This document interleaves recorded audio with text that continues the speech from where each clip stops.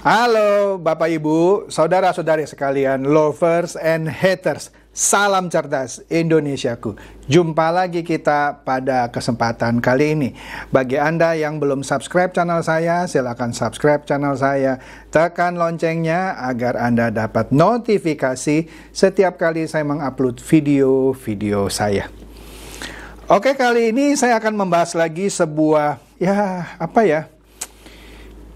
bisa bilang bencana lagi gitu ya. Bencana, cuma saya masih nggak mau pakai baju merah karena mungkin masih ada harapan, mungkin ya. Ini bencana di industri kripto. Ya kok Pak Chandra seneng banget sih ya ngomongin yang jelek-jelek soal kripto gitu. Lah memang lagi jelek kok.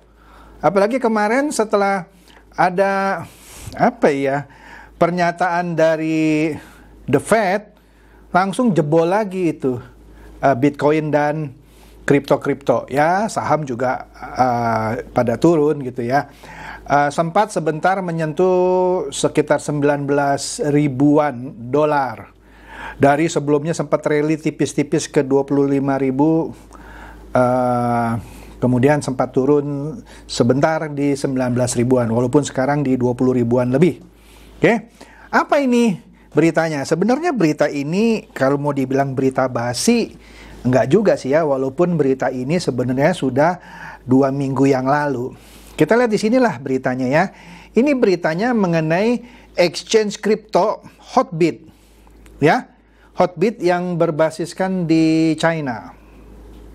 Nah, di sini dia menahan lah ya, penarikan.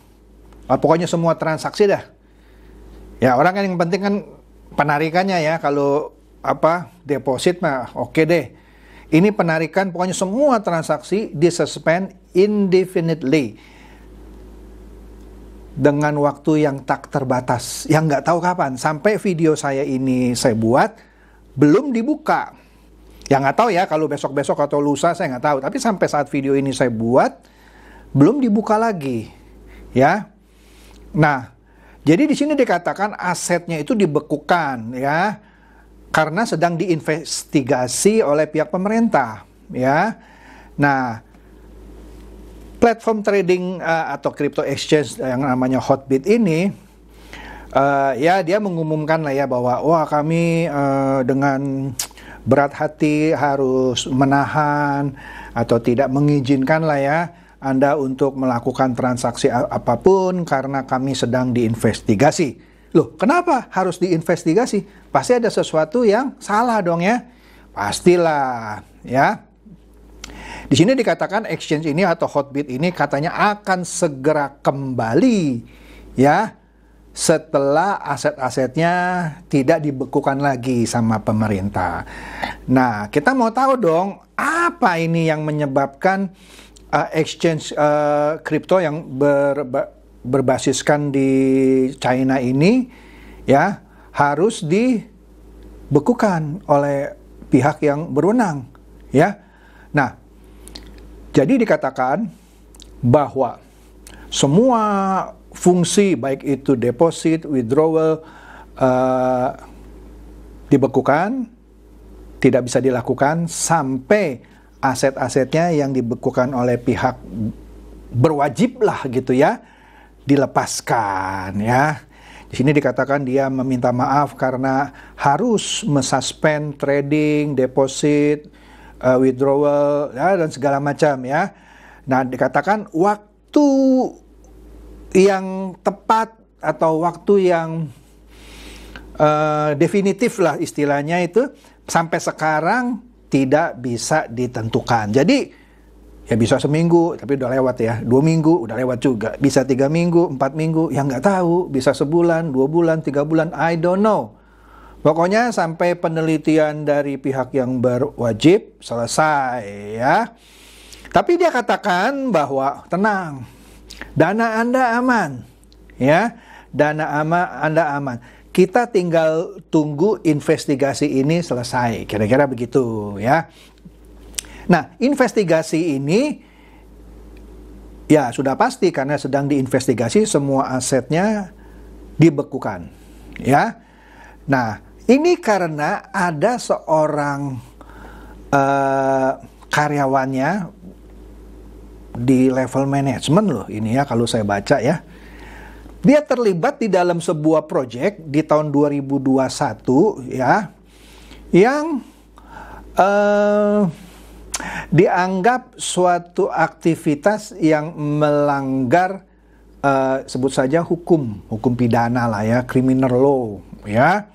Nah, Hotbit di sini mengatakan bahwa betul bahwa proyek yang dijalankan secara ya sembunyi-sembunyi lah ya oleh salah seorang karyawannya, itu nggak disebut namanya siapa, bertentangan dengan policy atau kebijaksanaan Hotbit itu sendiri. Jadi pihak Hotbit bilang, waduh mohon maaf nih, saya nggak tahu ternyata ada karyawan saya satu nih yang diam-diam tanpa kami ketahui melakukan suatu proyek, nggak disebutkan juga ya proyeknya, yang juga sebenarnya proyek itu bertentangan dengan garis kebijaksanaan perusahaan kami gitu ya.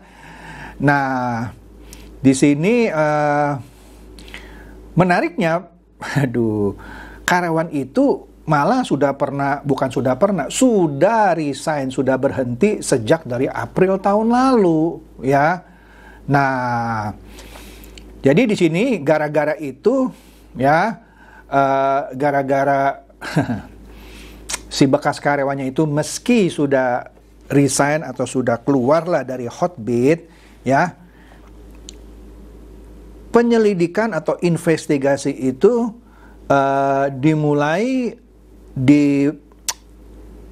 dimulailah ya dari proyek yang melenceng itu ya, yang ada terjadi di dalam Hotbit ya. Ya, oleh karena itu dilakukan oleh manajer yang sebelumnya yang sudah resign di April itu ya. Jadi di sini dikatakan juga, diklarifikasi, tidak ada karyawan lain yang terlibat di dalam proyek ilegal itu kecuali satu orang itu yang sudah resign ya. Sekarang mereka dari pihak manajemen Hotbit yang sekarang ini sedang membantu pihak yang berwenang menginvestigasi. Ternyata sudah diinvestigasi sejak bulan Juli ya, di tahun 2022 ini ya. Nah, di dalam proses investigasi ini aset dari Hotbit ini dibekukan ya, sehingga Hotbit ini dilarang untuk melakukan aktivitas trading, withdrawal dan lain-lain secara normal. Sehingga para investornya yang naruh uang, taruh aset kriptonya di exchange Hotbit ini ya terganggu, tidak bisa narik lah ya. Tapi dia bilang segera setelah investigasi ini selesai, semua aset kami yang dibekukan dirilis gitu ya, dilepaskan lah sebut saja gitu ya, maka Anda punya aset, tenang sajalah, pasti aman katanya ya, mudah-mudahan ya. Nah, sekarang ini katanya Hotbit sedang memikirkan satu kompensasi ya, tentu dong, karena mereka tidak bisa trading, tidak bisa narik dan tidak bisa mendapatkan profit lah sebut saja demikian ya, kepada para investornya, klien-kliennya lah ya, yang menggunakan Hotbit ini. Dan nanti akan diumumkan kompensasinya seperti apa. Misalnya memberikan ganti rugi, misal ya, saya nggak tahu ya, berapa persen dari aset yang dia miliki dan seterusnya ya. Ya aduh. Kemudian ini dari berita lain juga sama, bahwa Hotbit membekukan semua transaksi dalam waktu yang tidak bisa ditentukan. Bahaya juga ya. Nah, ini dalam berita-berita lokal juga sama ya, kira-kira gitu ya, bahwa semua layanan di Hotbit itu ditangguhkan dan baru akan normal lagi setelah penegakan hukum selesai membekukan dananya ya. Jadi selama para penegak hukum ini membekukan dana Hotbit, maka semua kegiatan stop, ya. Astaga, ya.